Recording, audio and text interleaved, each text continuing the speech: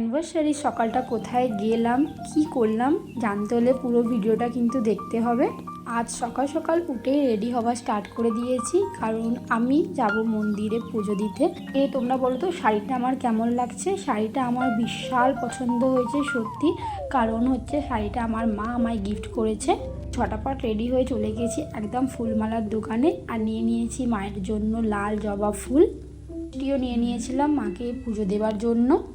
চলে গেছি একদম মন্দিরে পুজো দেওয়ার জন্য। এই মন্দিরটা হচ্ছে আমাদের কালীবাউর বাজারে সিদ্ধেশ্বরী মায়ের মন্দির।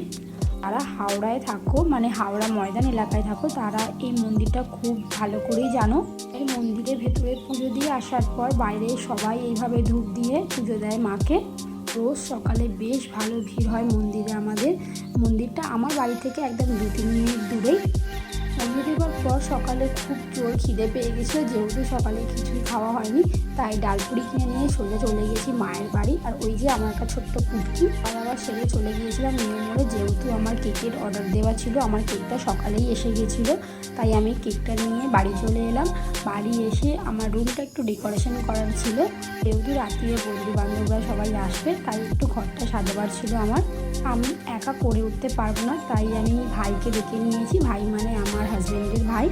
তো না হেল্প করলে আমি একা পেরে উঠতে পারতাম না। যদিও বা দেখতে মোটামুটি হয়েছে, বাট সত্যি এটার পেছনে অনেকক্ষণ আমার টাইম গেছে। সবাই আসার সময় হয়ে গেছে, তখন বাজে 6টা, তাও আমি ততক্ষণে বেলুন ফুলিয়েই যাচ্ছি। মানে এত পরিমাণে বেলুন আমার দেওয়ার ছিল।